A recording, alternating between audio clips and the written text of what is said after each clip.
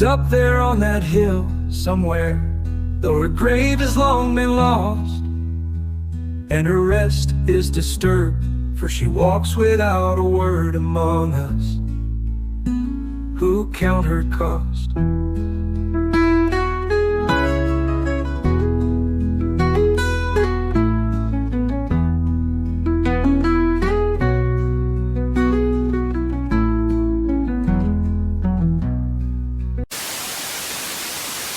Hays, Kansas, the heart of the Midwest. Established in the 19th century, Hays has a rich history that's waiting to be explored.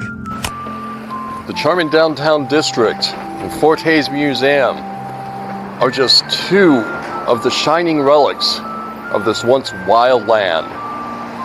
But a bright secret lies in this Midwestern town, and maybe, just maybe, while I'm doing this episode, we'll catch her on camera.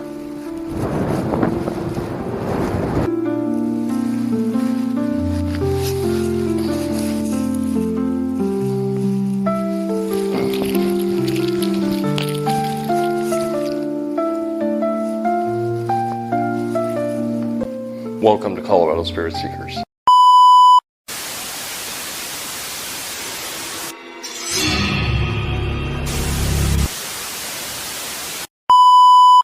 In 1867, Fort Hays was established on a low slope south of Big Creek. Its role being to provide security for the Smoky Hill Trail. It played a crucial part in safeguarding the pioneers who were venturing into unknown territory.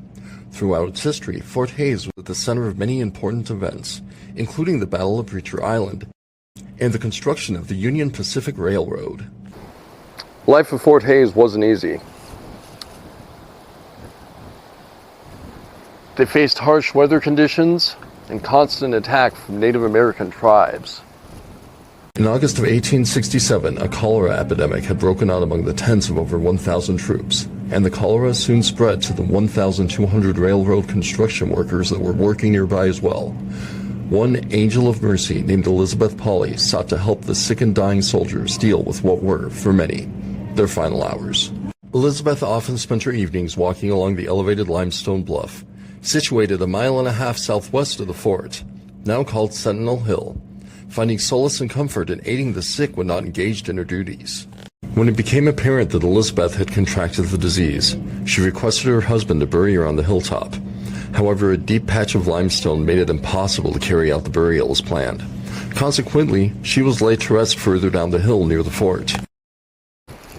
Other stories say that she was killed in an unspecified attack, or she was turned out in the middle of a blizzard storm with nothing but a lantern. Elizabeth's remains rested in her grave until 1941, when they were relocated to her desired final resting place atop the hill.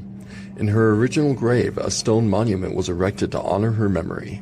There were 4 stone posts that were planted at the corners of her grave. The posts were later stolen by 4 men. Many think they had been cursed after taking them, for in a short time, each of the 4 had died violent deaths. One in a gunfight, one hit by a train, and the other 2 killed in a buggy wreck. Elizabeth's spirit rested until one fateful night in 1917. Farmer John Schmidt saw a woman in a blue dress walk into one of his sheds, but when he followed her in, no one was there.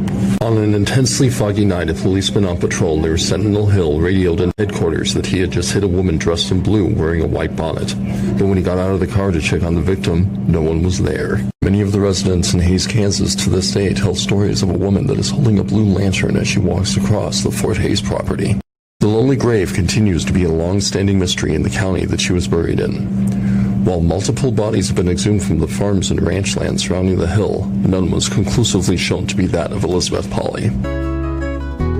So why is the spirit of Elizabeth still restless?